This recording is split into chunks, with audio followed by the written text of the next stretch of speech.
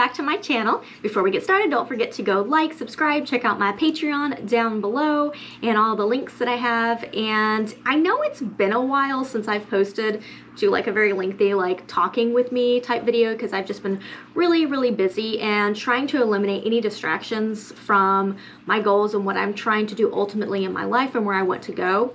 And part of that is not posting as often, not getting as online as often, but also really monitoring my social media consumption, specifically Facebook, because Facebook used to, it still does. I'm still a work in progress. I still hop on there constantly. And when I have a void or if I'm waiting, it's like Facebook is my go-to. And I love to read comments. I love commenting. I love community and like having that and discussion, all that kind of stuff. But the problem is it's like a rabbit hole. I just get like sucked into it, and so I'm trying not to do that. But unfortunately this morning I checked it and there was someone just a little poll in this group that I've thought about leaving because it's mostly full of trolls and very like right-wing trolley type people. And so I saw that they had posted a poll, this person, and they were like talking about UBI, like, and it was just like, do you want one, or do you agree, like yeah or no or whatever. And so as far as me, like I've really been thinking about a UBI recently. It's a new concept to me. I think it's been around for a very long time as far as like people talking about it, but it hasn't really gotten on my radar until like the last like year or two. And I've kind of not really read too much into it, but I understand the whole concept and the premise of what they're trying to do. And so I did say, yes, I think a UBI is probably necessary in today's landscape and how we are seeing trends in markets and how things are going worldwide. And the person who put the poll up, I couldn't really tell if they were for it or against it because their comments were very, I guess, so super vague. Like they mostly were just hinting around at things. And so I posted kind of like my thoughts and how I was viewing the world and experiences and what I'm seeing. And they were kind of started commenting back saying that they understand that I have like this idealistic vision for the world, that if people got a UBI, that they would be motivated to pursue their skill sets, that they would be motivated to do things in the world that are really great, and they would have passion and creativity, and they would be pursuing the arts and doing things that their skills and passions align with.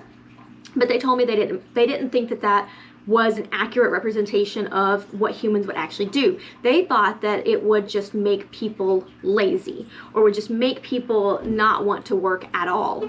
And they went on to say that this type of, I guess, way of doing things like a UBI would only work in smaller countries that are very homogenous for whatever reason. I was like, why is that? So it's not going to work in countries that have a lot of different ethnicities or a lot of different, like what exactly you're trying to say here. So it only will work in Nordic type countries or in Asian countries where everyone is the same race pretty much. I don't get what they were hinting around at and why it wouldn't work because people are different. If you had some insight into what they were referring to, just let me know down below, because I am like intrigued into what they were actually meaning. And I don't know, I don't want to, and they didn't want to engage any further about like exactly what that meant and what that looked like. They're like, okay, I'm not talking anymore. Like one person was like, and they were like, nope, I'm not engaging with you. And I was like, well, you can't just come in here, be super vague and kind of do this, like, and then leave. Like if you want a discussion, you need to discuss it, especially if you're going to be saying that things won't work if it has a lot of ethnicities. That just doesn't sit right with me. I don't know. It just seems to be like, I'm not sure what they're hinting at. I feel like that they're hinting at something.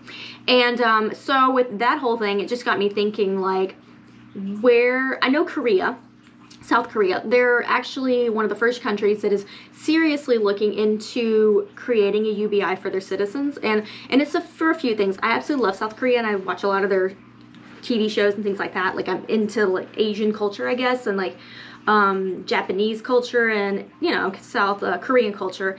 And I was watching a lot of documentaries, and they do have a lot of work problems going on. I know that they don't have any resources. They said only their minds, they're being really smart, is their resource. And so they've heavily the entire government has put a lot of emphasis on making sure the citizens are highly intelligent, well trained, and that they really invest a lot in tech.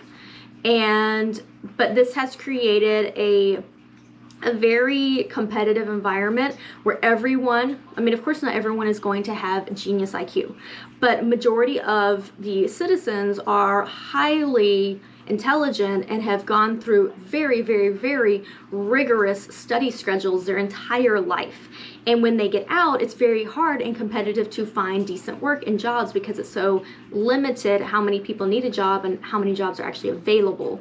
And so a lot of people have to start their own business. And as you know, starting your own business doesn't mean that it's going to give you an income to survive on. It doesn't mean any of that. So a lot of people are business owners, very small business owners, but they're struggling. They have to work 24/7. And then when they retire, they don't really have any money.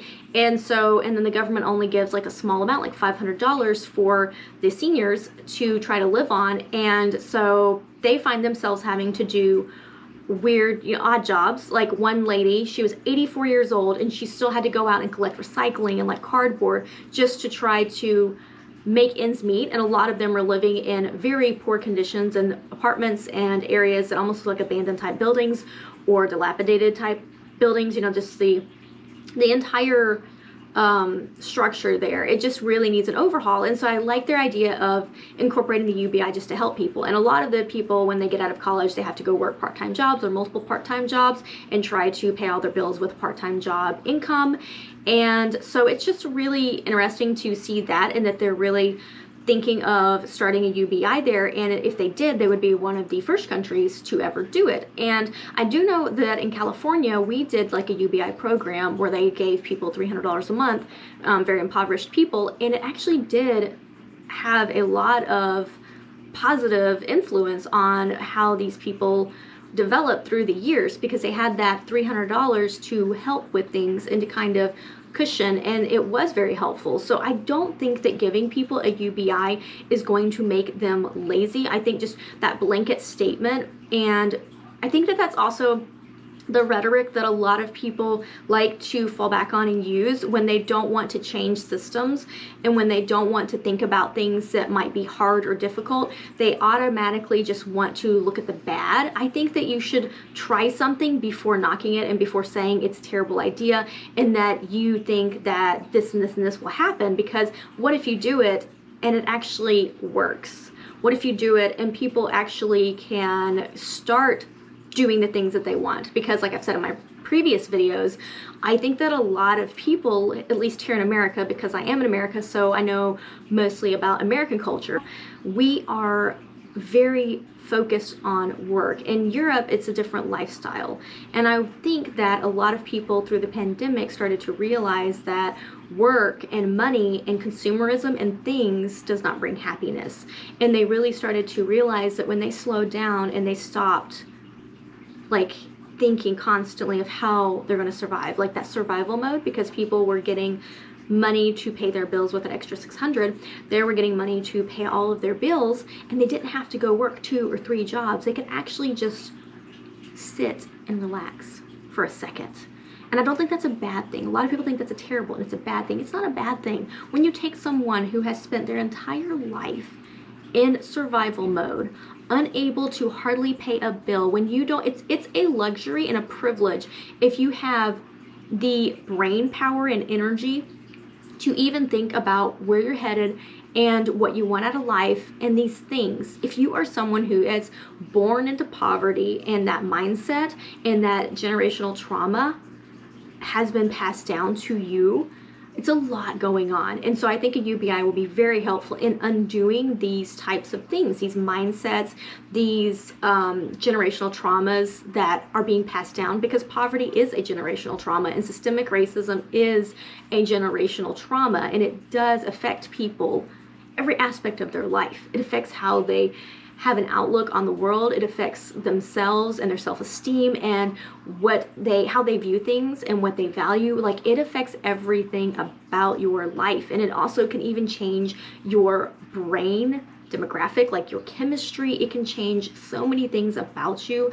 And growing up in those environments or abusive type thing, not having enough food or nutrition, these are huge things. And so I think the UBI will help to level that playing field so that people who are born into those types of situations and people who are stuck in those situations will finally be able to maybe think about more than just survival.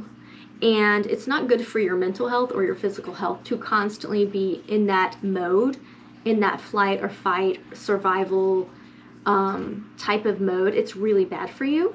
And so this would just allow them to be able to breathe easy, maybe actually feel like a person and a human, and maybe go do something fun or worthwhile. And it would allow them to actually dream and start to think and be creative as far as the things around them and themselves and their mindset and how they're doing and viewing things. I just think it would be a good thing. So I don't know. Let me know down below what you're thinking about a UBI and if you think it would be helpful or beneficial and why. And if you don't think it is, then why? And do you think that we should still keep trying it? Because we are headed to more automation. We are headed into a world that is going to be getting older because the birth rate is lowering. So we have to start thinking of automating a lot of things. And also the entire workforce structure, it has been changing. We're going more online. We're going more with things that don't necessarily require a lot of humans to do it. And that's great because we all don't want to be doing a job that we hate, but because it's there and it's needed and it's available, someone has to fill it. And it may not pay a good wage or healthcare or offer good work-life balance or any of these things, but because it's open and available and it's one of the only jobs out there for people to do and you need it to survive, I think it'd be great to have all of those jobs automated out. And if everyone did collect a UBI and they could do whatever their strong suit and passion is. I mean, we could literally have the next Einstein working at McDonald's just because of his social background and what class he was born into. Maybe he's stuck flipping burgers for his entire life because he doesn't have the luxury to go to college or to think outside of what he could be doing. Maybe he has to go to work to help support his siblings, his parents, like all these things you have to think about. And then if you take that and you put it around the entire world, like just think of how much we could actually accomplish and create if we all could have full access to our potential and our skills and have the energy to do that, and also the clarity and the self-awareness. These are things, to be able to come to light, all of these things, you have to have the energy and you have to have the open capacity to be able to do that. I know for sure that when I was very young and I was stuck in that mindset, I was in school, I was going to work full-time, and I was operating on just a few hours of sleep every single night, and I was falling asleep driving my car, almost wrecking every single night, coming home really late from work, from bartending. I did not have the energy, the mental energy, the physical energy to think or do anything other than go to school, try to study and make decent, okay grades, and go to work and maybe snatch a few hours of sleep here and there. That's not living, that's surviving. And I did not have the capacity, the energy, or the luxury or privilege to think about anything but survival, day to day, hour to hour, how I was going to get through the day. And you have a huge part of our society that are stuck and living in that way for years upon years, from generation to generation. And you can't say that that's not going to affect people. That for sure is going to affect people and how their life is, their quality of life, their health, everything. Boss, leave him alone, okay? He's just trying to walk. Oh, she wants to bark at me, this man. So yeah, that's just what I'm thinking. And that got me down that little rabbit hole and thinking on all of that. And I need to get back to studying. I'll take my real estate exam in a few months, and I hope that it's going to be a wise and a good move for me. I also am totally redoing my business plan, and I'm actually really excited. So I'm really working a lot with my financial advisor this year, and because the last years I feel like my mindset, where I was, and also I feel like she's slightly changed as well. Like both of us have been growing and changing, which is great. And so I feel like this year I'm going to see a lot of benefit and get a lot out of the relationship that we have and what we're going to do. And so she really challenged me to change my business plan from more of the small thinking, because I'm thinking, okay, I need this amount to get the business going, and I'm going to slowly build and do these things. And she said, wait, hold on, like, why are you thinking small? Like, I'm a big thinker. Like, I have big dreams, goals, plans. Why am I starting small? Why don't I go big? Why don't I make the business plan like we have millions in funding and go from there? And I was like, oh my gosh, yes. So I have to totally redo it, but I'm inspired and energized to do that. But I also need to be studying. To me, that's first priority, is getting my studies and get my real estate license so I can hopefully work at Redfin and make enough to be paying bills, start saving again, and all these things, and have the flexibility and the time and the mental energy to pursue my business and other types of things. And then my client that I have on Monday that I'm helping with building their business, I can translate what I'm learning with a financial advisor and what I'm doing into their business, which is really cool, and they're really excited about it. So I think everything's going well. Just a little like life update, I guess, real quick. And I did make my hair blue again. It was purple. Which color do you like better? Do you like blue or do you like purple? I'm not sure. I think I like both. Let's see. I like both the colors. I think they both look nice. But yeah, so that's just what I'm doing, and I probably will just make another video in another month or so. I'm not like pushing myself to make a lot of content because it's not my focus. And that's what I was telling my financial advisor, because she really wants me to push. And I thought about this in January, and I was gonna potentially do it, but then I thought this is a waste of my time and my energy for right now, because it doesn't really fit into what I'm doing. And she was wanting me to really like pursue like brand deals, and I did. Like, I went on all of these websites, 5 different websites, where you sign up and it's free as a content creator, and you submit almost like job proposals or whatever that you send in to all of these different companies that are looking for brand like awareness and things like that, and they're looking for an influencer to work with. So I've been submitting all of that, but it's like sending out a job application. It's like you spend all this time researching and reading and trying to find one of the deals that works with you, has a parameter, you meet what they're looking for, and then also is paid, because some of them are not paid. And I'm like, well, I'm not going to do anything that's not paid. Like, I want to get paid for my time. I've done way too much free work in my entire life. And so just going through that, and it just was a waste of my time, because I wasn't seeing any traction. I think my channels are still way too small, and so it's really a waste of my time to be pursuing that. And I told her, I said, you know what, I just need to focus on getting my real estate license and getting my business up and successful, because humans, they follow and they love people who are successful. So my channels and my social media presence is only going to grow the more successful I become. If I build a very successful business, if I'm doing very well with Redfin, I'm making videos, I'm talking about that, I'm talking about my experience, how I did it, like those types of things are going to bring lots of followers, subscribers, whatever. Like, that's going to be a natural progress to whatever you're doing. Because if you look online, people who are millionaires, kids that are millionaires, people from generational wealth, like all of these people, they have huge followings on social media, because as humans, we're intrigued by people who are at that level of success, money-wise and as far as like fulfillment-wise. And so I'm not going to necessarily focus on that. I'm just going to focus on documenting my process, like what I'm doing, my mindset, how I'm changing, and it will get to the point where everything grows just because naturally, because of the success that I have reached.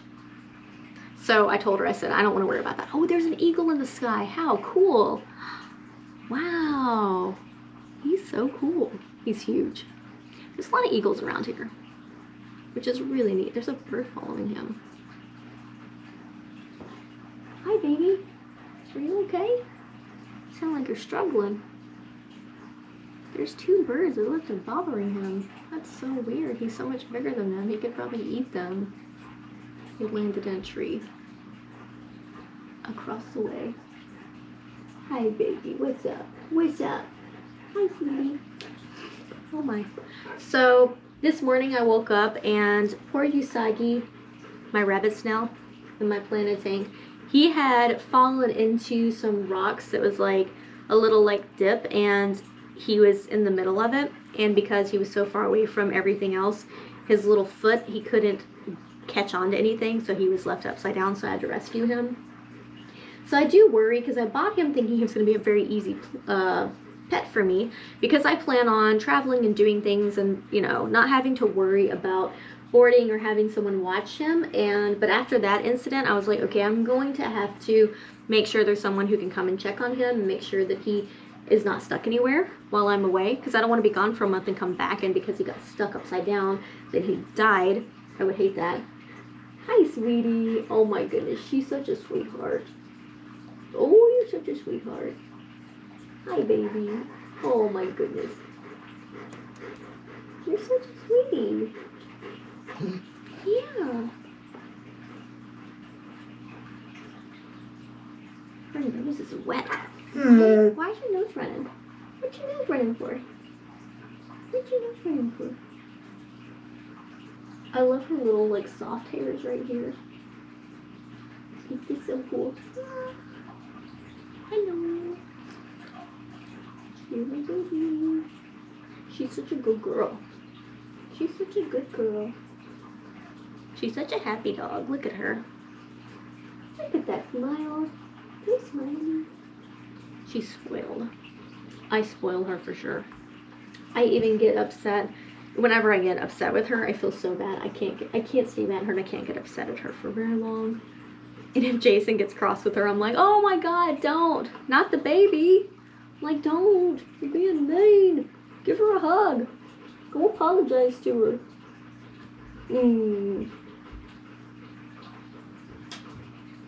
Okay. All right, I'm gonna get off here, so I will see all of you in the next video.